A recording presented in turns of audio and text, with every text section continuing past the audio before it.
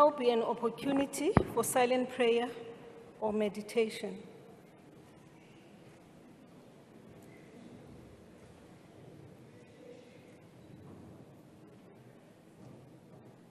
Please be seated.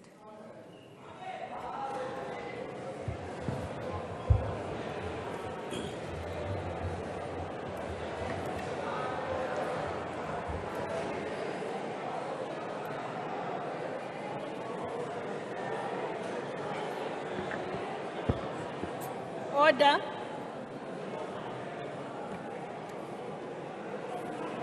Order. Honorable members, take your seats, please. Honorable members, take your seats. Before we proceed with today's business, I wish to announce that the vacancies which occurred in the National Assembly due to the passing of Ms. Alice Hlebani Mthembu and Ms. Violet Siwela have been filled by the nomination of Mr. Khulani Elphias Richard Hadebe and Ms. Nuran Muller, respectively, with effective from the 16th of February 2024. The members have been made and subscribed the oath in the Speaker's office. I welcome you, honorable members, to this National Assembly. Honorable members, the Secretary will now read the first order to third orders together.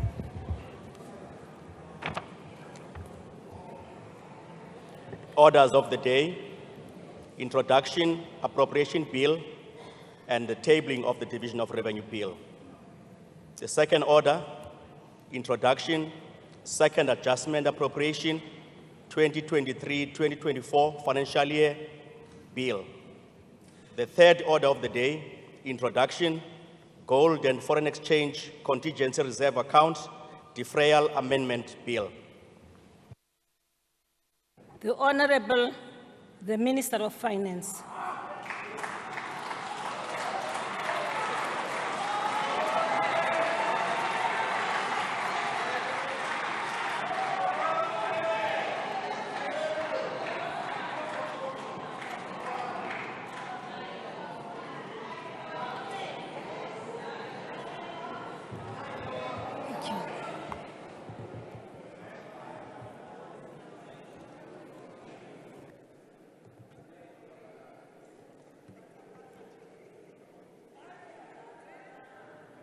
Madam Speaker, Nosiviwe Mapisa Ngagula, His Excellency President Cyril Ramaphosa, His Excellency Deputy President Paul Mashatile, Cabinet colleagues, members of the Executive Committee for Finance, honorable members, the Governor of the South African Reserve Bank, the Commissioner of the South African Revenue Services, fellow South Africans.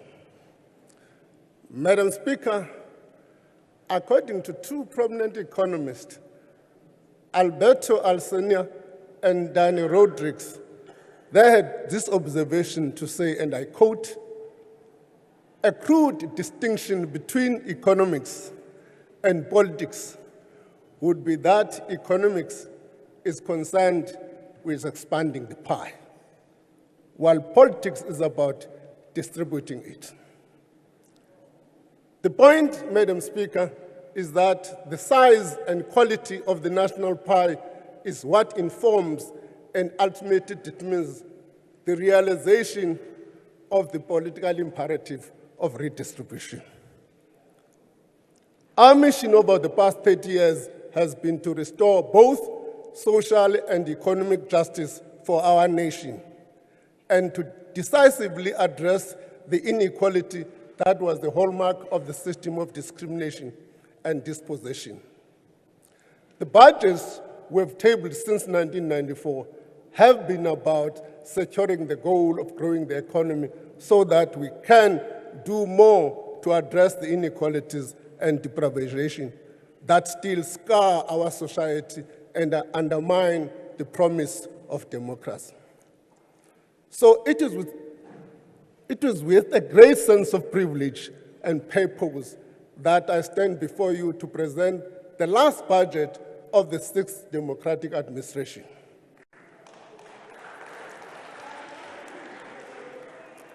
Siyabuya.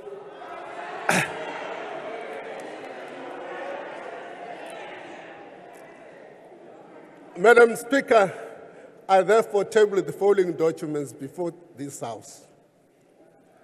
The 24 Division of Revenue Bill, the 2024 Appropriation Bill, the estimates of national expenditure, the 2024 Budget Review, the 2024 Fiscal Framework, the Second Adjustment Appropriation Bill, the Budget Speech, the Gold and Foreign Exchange Contingency Reserve Account Deferral Amendment Bill.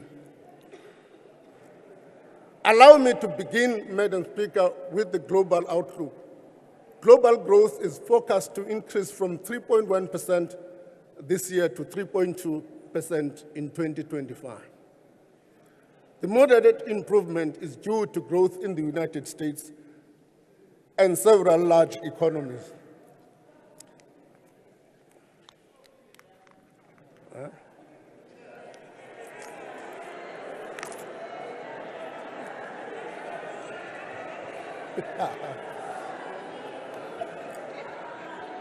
There are downside risks from potential spikes in the global oil price if the conflict in the Middle East escalates, and if growth falters in China, the country's largest trading partner.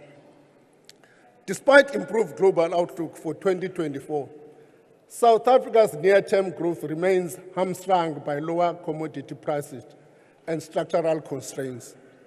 We estimate real GDP growth of 0.6% in 2023.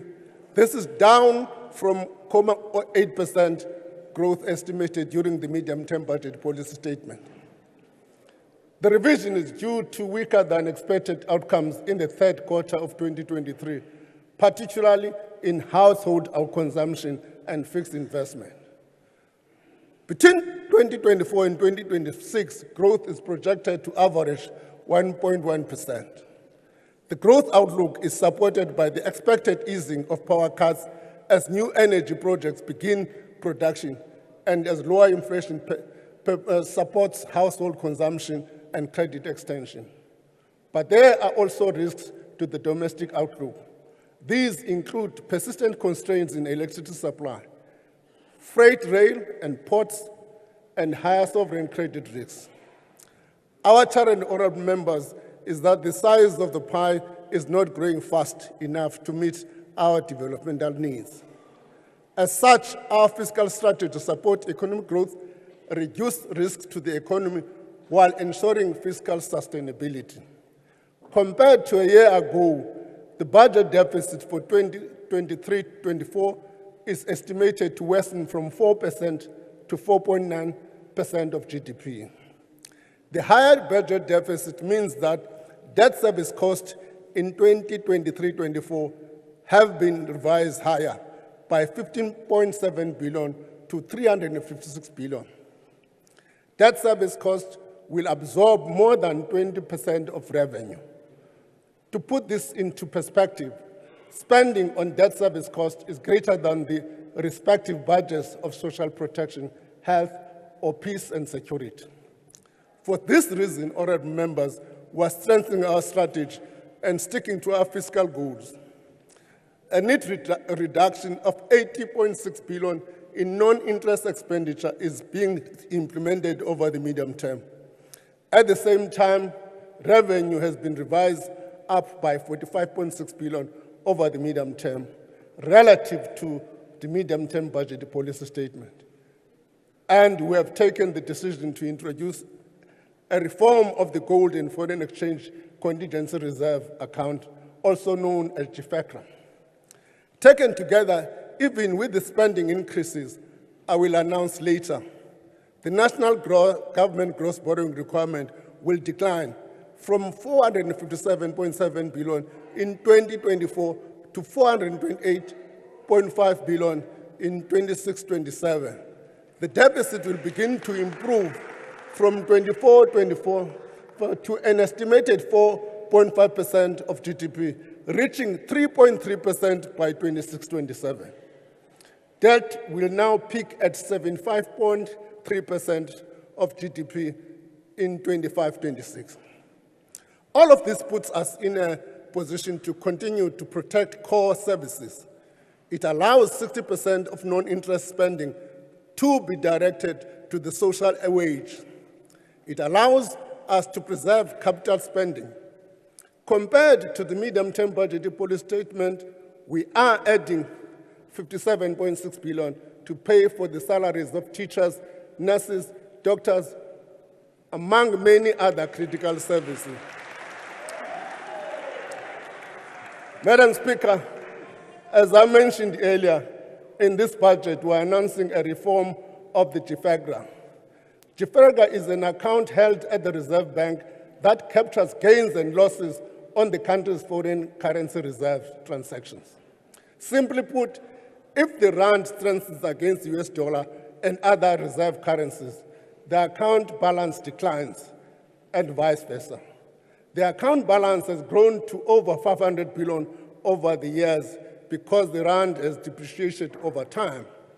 A new settlement arrangement is being introduced that will reduce government borrowing and improve the Reserve Bank's equity position.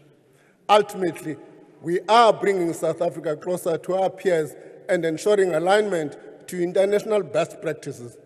We will draw down 150 billion rand of the GIFEGRA balance once we've ensured that the sufficient buffers are available to absorb exchange rate swings and the solvency of the Reserve Bank is not compromised. We have embarked on a broad structural reform agenda that aims to address the challenges that held back our growth. This agenda included areas like electricity, logistics, water, telecommunication, and visa reforms. The budget review details the good progress that has been made in these areas over the past few years, but obstacles remain. And let me focus on the two largest of these. Load shedding is a problem that confronts all South Africans. It disrupts production, operations, livelihoods. Reforming the sector will result in long-term energy security. We took the necessary decision in the past 5 years, and these are beginning to are bearing fruit.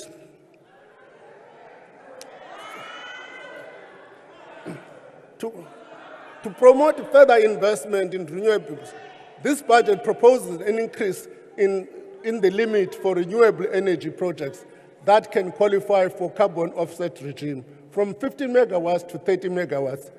Eskom continues to be a key role player in the electricity sector, and the debt relief plan allows the entity to focus on its core business. We will release the report on the independent review of Eskom coal-fired power stations in the coming week. The review was done to inform part of the conditions attached to the debt relief plan. The recommendations will fit into Eskom's corporate plans to bolster accountability and oversight.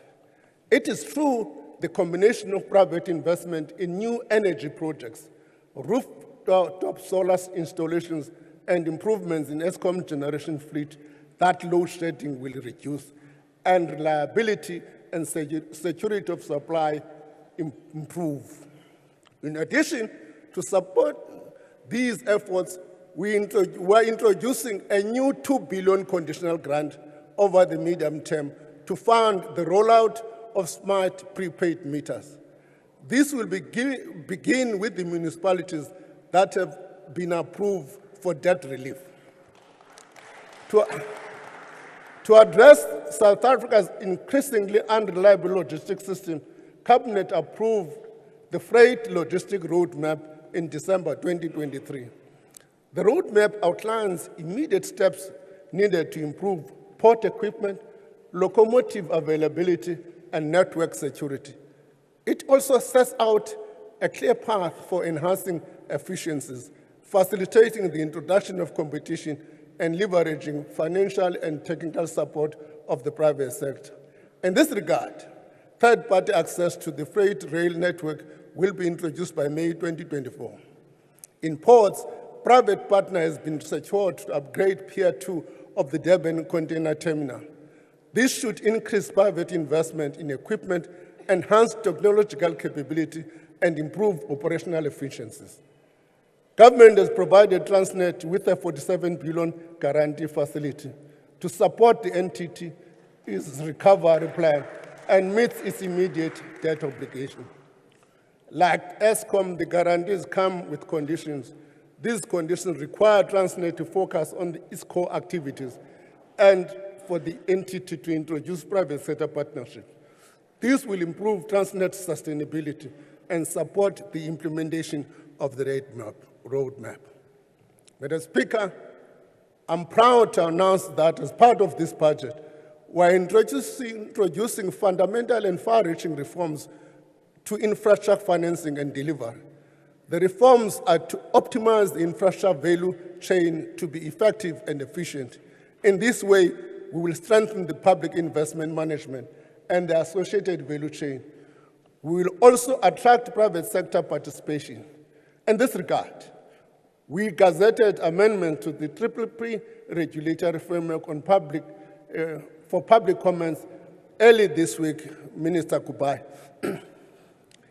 These amendments seek to reduce procedural complexity in undertaking PPPs, creating capacity to support and manage PPPs, formulate clear rules for managing unsolicited bids, and strengthen the governance of fiscal risk. We are reviewing institutional arrangements and governance for catalytic infrastructure. The intention is to create clearer mechanisms for accountability, cooperation, and coordination. We're also consolidating similar functions to reduce duplication and inefficiencies. The intention is to fast-track delivery, particularly of blended finance arrangements. We are introducing several financing instruments, such as infrastructure bonds and concessional loans. As part of this, a flow-through tax vehicle for specific infrastructure projects similar to trust and other investment vehicles is being considered. A new funding window for proposal under the new dispensation of financing instruments will be open to the public, institutions shortly. What does that mean? Those who know BFI, it's a new window of BFI. Through these reforms, greater efficiency gains and infrastructure delivery will be fast-tracked. This will benefit network sectors, social infrastructure, PPPs, and blended finance projects. Madam Speaker, the National Treasury plays a crucial role in mobilizing resources, designing incentives, and influencing policy to mainstream climate change. As climate-related disasters intensify and multi-layer risk-based approach is being developed to manage the associated fiscal risk. This considers various funding instruments from grants to contingency funds, including climate change response fund, depending on the incidence and intensity of the disaster event. The National Treasury is reviewing disaster response grants to improve efficiency and create incentives for disaster planning, preparedness, and risk reduction. It is also developing a climate budget tracking framework to influence policy, planning, and budget decisions by tracking climate-related expenditure in public budgets. The support of concessional funding providers such as multilateral development banks is going a long way to support our climate adaptation, mitigation, and energy transition, and sustainability initiatives. Crowding in the private sector is necessary to manage the climate disaster funds. The government has raised $3.3 billion so far from multilateral development banks and international finance institutions to support climate change, energy, and just transition objectives. We are actively participating in climate negotiations, aligning with government advocacy for reforming multilateral finance institutions. We are also working with the 8 municipalities to adapt and mitigate the effects of climate weather-related events by providing technical assistance for climate-responsive capital projects. The electric vehicle white paper outlines our strategy to transition towards a broader energy vehicle production and consumption in South Africa. Starting with electric vehicles, it aims to transition the automotive industry from primarily producing internal combustion engine vehicles to a dual platform that includes electric vehicles by 2035. But to encourage the production of electric vehicles in South Africa, government will introduce an investment allowance for new investment beginning from the 1st of March 2026. This will allow producers to claim 150% of qualifying investment spending on electric and hydrogen-powered vehicles in the first year. The incentive will be implemented in addition to the existing support under the Automotive Production Development Program. Government has also reprioritized 964 million over the medium term to support transition to electric vehicles. Honorable members, the Public Procurement Bill was expeditiously passed by the National Assembly. The amended bill has now been referred to the National Council of Provinces for concurrence. National Treasury is supporting provincial legislators as they process the bill and conduct nationwide public hearings. The bill provides for transformation measures that through set aside, pre-qualification, advancement of persons disadvantaged by unfair discrimination, these measures will be applicable to specified categories of persons, including small enterprise owned by Black people, Black women, Black youth, Black people with disabilities, and enterprises with particular geographic area, including enforcement of transformation through the BBBE level status. The bill also makes provision for local industrialization through designation and measures for sustainable development, labor absorption, and enterprise development, among others. We're well aware that currently procurement processes often fall short of delivering the cost-effective solution to government's needs. Too often, there's a substantial disparity between the prices government is being charged and the prevailing market price. For instance, I'm told the government buys ICT hardware such as laptops, uninterrupted power supply devices, monitors, and toners at between 1.5 and 1.2 or 2 times more than market price. Given that government buys in large quantities, we should in fact be paying less and leveraging our buying power to get more value for our money. Obtaining value for money as a principle of efficiency, transparency, and competition remain paramount. And we want to assure South Africans that these principles are not incompatible with transformation. Honorable members, the weak performance of our economy has resulted in sharp deterioration in tax revenue collection for 23-24. Yaqala indaba ndiza kule ndawo enzima ye-tax.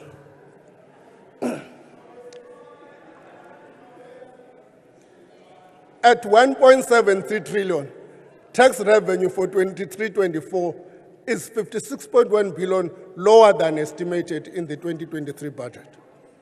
The shortfall is largely due to the decline in corporate profits and revenue for taxes on mining. Over the medium term, revenue projections are 45.6 billion higher than the 2023 medium-term budget policy estimates, which increased personal income tax and additional medium-term revenue proposals. This budget contains tax measures that will raise 15 billion in 2024-25 to alleviate immediate fiscal pressures and support faster debt stabilization. Revenue is mostly raised through personal income tax, but not adjusting tax brackets, rebates, and medical tax credits for inflation. For alcohol products, excise duties above inflation increases of between 6.7 and 7.27% for 24-25 are proposed. This means a can of beer increases by 14 cents. A can of cider and alcohol fruit beverage goes by 14 cents. A bottle of wine costs an extra 28 cents. Mthembu say safe. A bottle of fortified wine will cost an extra 47 cents. A bottle of sparkling wine will cost an extra 89 cents. Wait, a bottle of spirits, including whiskey, bafowethu, gin and vodka increases by 5.53, R5.53. Salimba mato.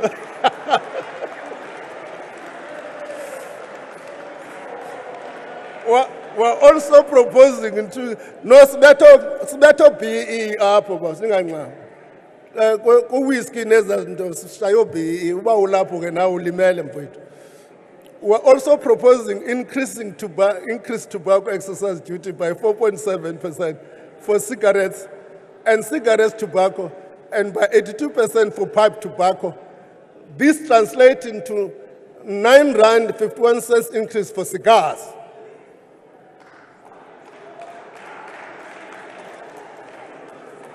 Yabona ke chubana nalimala. 97 cents increase to a pack of cigarette, and an extra 57 cents for a pipe of tobacco. Hamkhelo Mkhane from Soweto, one of the over 2,700 South Africans who sent budget tips to the minister, has a suggestion I would like to share. Kamo says, I quote, I would suggest an introduction of a tax payment for hubbly bubbly as a cigarette and other alternatives. The country has seen an increase in a number of youth smoking these products, and parents are not pleased with this at all. Close quote. I would like to say to Kamo, as a parent myself, I agree with you. I'm certain the Minister of Health also agrees. You will be happy to hear that we are tabling an increase of the excise duty on electronic nicotine and non-nicotine delivery systems known as vapes to R3.04 per milliliter. On environmental taxes, the carbon tax increased from 159 to 190 rand per ton of carbon dioxide equivalent from the 1st of January 2024. The carbon fuel levy will increase, not the fuel levy, the carbon fuel levy will increase to 11 cents per litre of petrol and 14 cents per litre for diesel, effective from the 3rd of April. A discussion paper outlining proposal for the second phase of the carbon tax will be published for public comment later in the year. Madam Speaker, we are mindful of the already high cost of living, the impact fuel prices have on the food and transport costs. In this regard, we are proposing no increases to the general fuel levy for 24-25. This will result in a tax release of around 4 billion. This is money back in the pockets of consumers. Madam Speaker, progress has been made on the two-pot retirement system since I last addressed you during the medium-term budget policy system. Contribution to retirement funds will be split, with 1/3 going into a savings component, 2/3 going into a retirement component. Now, ndifuna ukucacisa le nto ke mntakwethu. Ndifuna ukucacisa le nto. Abantu bandistopha bonke esitratweni bandibuza uba iphuma nini imali yethu. Nibaxelele ke ngomalungu eParliament xa nigoduka ukuba from i-1st kaSeptember bonke bazayifumana le mali. From i-1st kaSeptember laa mali yepension iyafumaneka. Nam funeka bayeke undiphazamisa endleleni. Ndinomnye udadewethu phaa oyitishala unozicelo usafuna ngokuba ndiyazi noyazi uba imali yena azayifumana ndizayazela phi ngoba kaloku uyawuyazi ngepension yakhe. So from the 1st of September 2015, silwile nojonga le. We must commend on Honorable Maswanga. He has been vociferous in making sure that this bill passes. And we even fought on the timelines. It was difficult to persuade him because the industry was not ready. He wanted to be effective from the 1st of April, but the industry was not ready, but he allowed us to postpone it to the 1st of September. Thank you, Comrade Maswanga. So, the two-pot system ensures that we strike a balance between preserving contributions to safeguard a better retirement for members while addressing the plight of the people to access some of their retirement funds to help ease their financial burden in times of distress. Over the next few years, we're also implementing a global minimum corporate tax to limit the negative effects of tax competition. Multinational corporations with an annual revenue exceeding 750 million euros will be subject to an effective tax rate of at least 15%, regardless of where their profits are generated. This is a global tax. That's why even the benchmark is euros. It's an agreement in the OECD. So we're beginning to implement that. So irrespective of where your profits are generated, the proposed reform is expected to yield an additional 8 billion in corporate tax revenue in 26-27. I encourage interested parties to provide comments on the draft global minimum tax bill published today. Our long-term tax policy strategies remain focused on broadening the tax base while improving tax compliance and administrative efficiency. Visible progress has been made in rebuilding and modernizing SARS. The tax authority has expanded the tax register, improved debt collections, and reduced fraudulent refunds and trade valuation. This has led to improvements in revenue collection. To address the higher levels of illicit tobacco, SARS is deploying CCTV and related technologies at licensed tobacco manufacturers. Investigations and prosecutions have resulted in 10 billion in additional assessment, of which over 4 billion has been collected from the key players in the illicit gold and tobacco industry. These and other efforts have assisted with the improvement in revenue. Our bigger challenge, as I've stated earlier, is that our pie is not growing fast enough, and this limits our ability to generate sufficient revenues to distribute among our priority areas.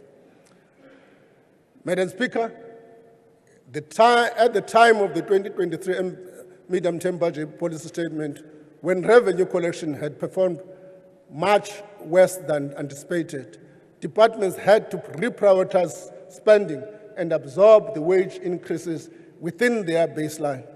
These measures were taken to protect our fiscal integrity. Equally, critical programs had to be protected. This is a practical expression of fiscal consolidation that supports delivery of core services and the social wage.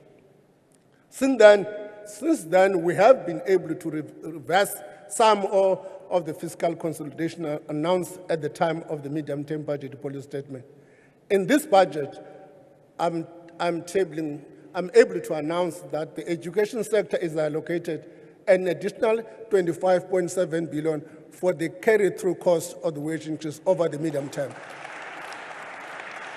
At the same time, we are able to protect the budget of critical programs such as school nutrition programs, the program that provides food to pupils in almost 20,000 schools. The Early Childhood Development Grant is allocated a 1.6 billion, rising to 2 billion over the medium term. Health is allocated a total of 854 billion over the medium term.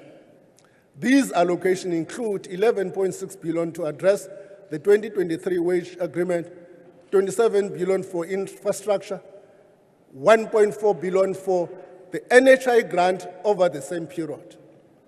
The allocation for the NHI is a demonstration of the government's commitment to this policy.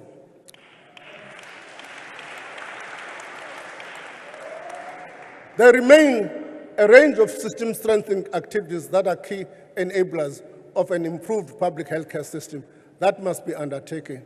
Such activities include building a national health information system and digital patients' records, upgrading health facilities and improving the quality of care to ensure that they meet the minimum criteria to be certified as accredited for contracting under NHI. Strengthening facilities and district management in preparation for contracting. Granting semi-autonomous status for central and potential other hospitals, and developing reference prices and provider payment methods for hospitals. Many of these activities are already underway, but require further development before the NHI can be rolled out at scale.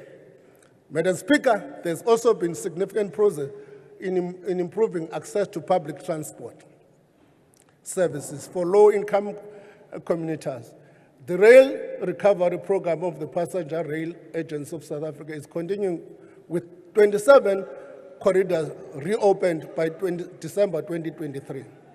This will increase the number of passengers on Metro Rail from 15.6 million in 2022-23 to an estimated 48.6 million by 26-27.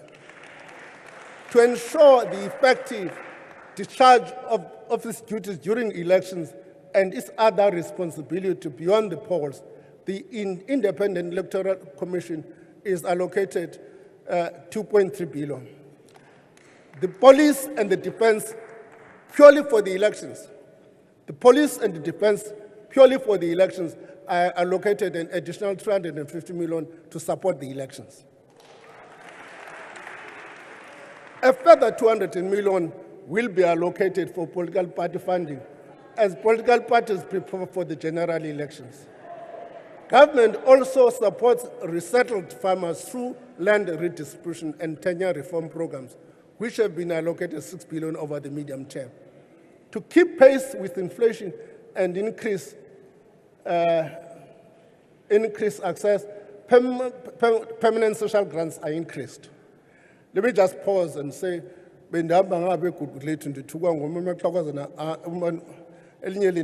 walking stick.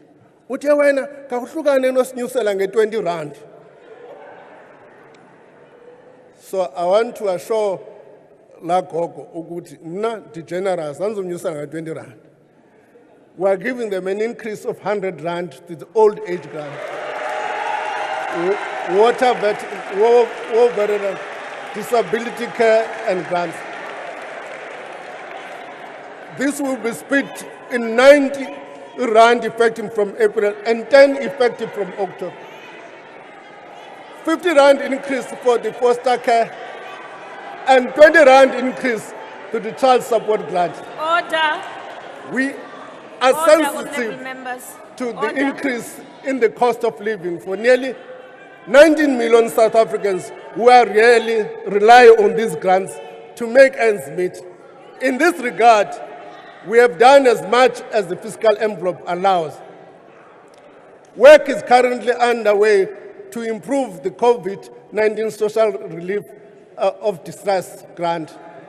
By April the 1st, like all other grants, these grants are starting on the 1st of April. As the President has said, that is going to be improved. Work is being done. The Minister of Social Development is publishing regulations. When we finally gazette those regulations, the new grant and the figure will be published together with those regulations.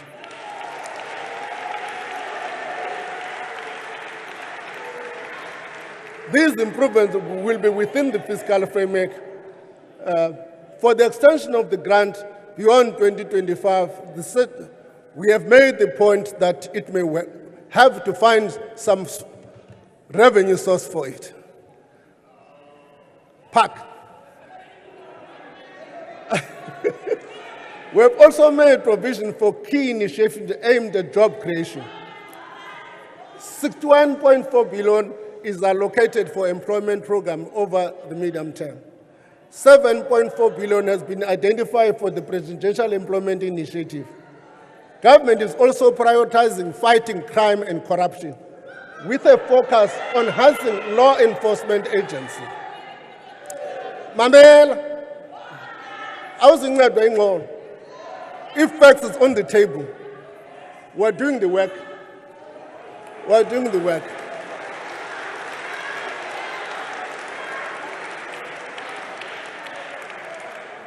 As known, deliver. A total of 765 billion rand is allocated to peace and security cluster. In the coming financial year, 10,000 new police recruits will be trained. And as part of the country's responsibility to promote regional peace and stability, this budget will also allocate funding for the deployment of soldiers in Mozambique and DRC. Work on costing and identifying these needs for these critical missions will continue throughout the year, and funding will be allocated as such. 628 million has been allocated to the Department of Justice and Constitutional Development for the implementation of FATF and State Capture Commission recommendations, bringing the total funding to these efforts to 2.3 billion. Government is using 2.9 billion from the Criminal Asset Recovery account to combat illegal mining and other priority crimes, with a 60% allocated, in fact 1.7 billion allocated for the deployment of the police, including vehicle procurement. This budget is also prioritizing infrastructure provision. Government plans to invest more than 943 billion rand in public infrastructure.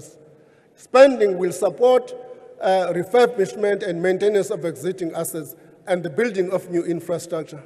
Madam Speaker, 2.8 trillion, or put it differently, 5.1% of total non-interest expenditure is allocated to provinces and municipalities over the next 3 years. 531.7 billion is allocated to local government and 2.2 trillion for provinces. An additional 105 billion rand is allocated to provinces for the next 3 years to cover the cost of implementing the 2023 Public Service Wage Agreement, mainly in education and health sector. Provision of these additional funds will cushion the wage bill pressure faced by these critical personnel-intensive departments, while freeing up resources for capital investment and goods and services. Moreover, reductions that were previously made on some of the grants have been reversed. Restoring baseline of these grants will help maintain important service for the most vulnerable and provide for critical capital investment. However, to ensure public finances remain sustainable, the reductions are maintained to several other grants baseline, although many continue to grow over the next 3 years, despite the reductions.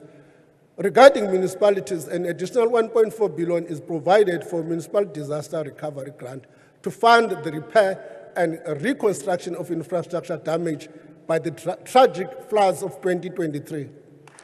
Madam Speaker, municipalities are the coalface of service delivery.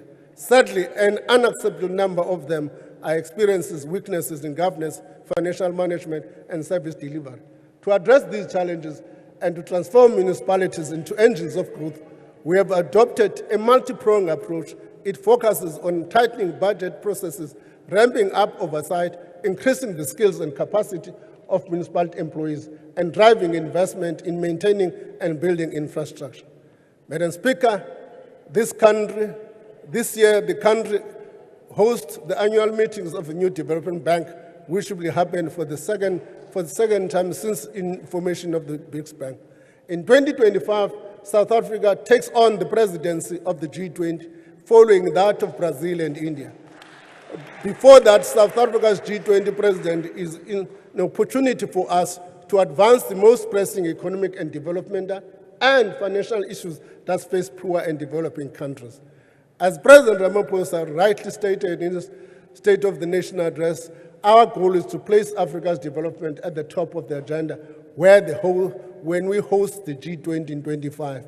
We are working on the necessary allocations and identification of funds to make sure that the various events are a success. As we have shown recently, South Africa remains an important regional and international leader. Through participation and advocacy on platforms such as G20, we can push for substantive reform of multinational institutions like the World Bank and IMF, so that developing countries participate more equally in the decision-making process and global governance. Moral courage and know-how are not in short supply in our country. We should harness these gifts not only to better ourselves and our economy, but for the benefit of the entire continent. Madam Speaker, we've come a long way in the last 30 years. 30 years ahead of us, and whatever the challenges and opportunities they may bring are something we should look forward to. Given our difficult past and some of the inevitable challenges we have faced as a young democracy trying to find its place in a world marked by a number of new and overlapping crises, it would be easy to indulge in extremes, either of blind optimism or crippling pessimism. We should resist both these extremes. Rather, we should heed the words of our first democratic President Nelson Mandela, who more than saw the pursuit of socio-economic justice and shared prosperity as a journey rather than a destination. Allow me to repeat what the President said in his closing remarks. I have walked that long road to freedom. I have tried not to falter. I've made missteps along the way, but I have discovered the secret that after climbing a great hill, the only finds that there are many more hills to climb.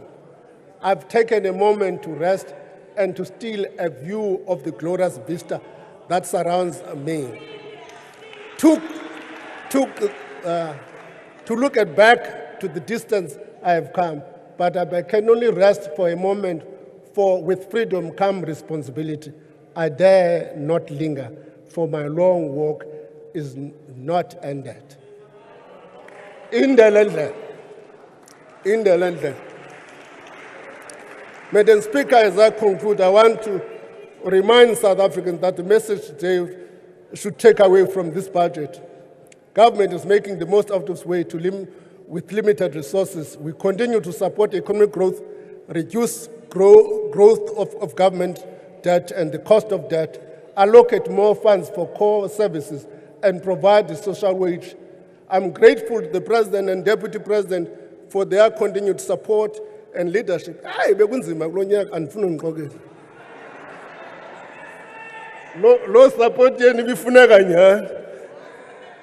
Thank you to the Deputy Minister of Finance, Dr. Masondo, and the excellent National Treasury team led by Director General Dr. Duncan Peterson, the majority of whom, Mr. President, are Tinswalos.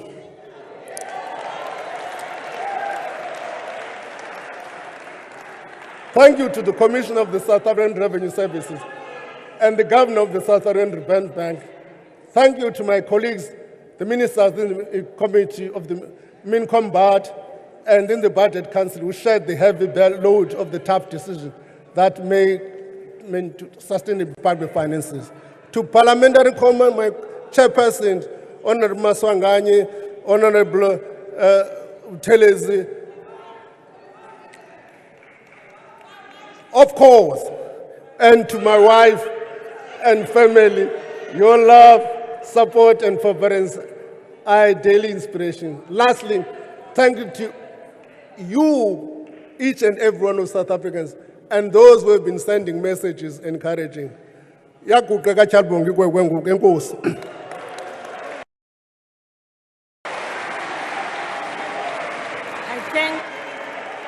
the Honorable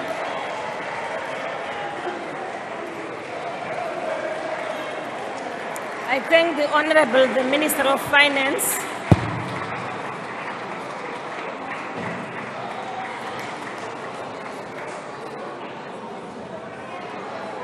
Order. The papers tabled by the Minister will be referred to the relevant committees. Honorable members, I will now suspend proceedings until 3:20. I thank the honorable members. The House is adjourned.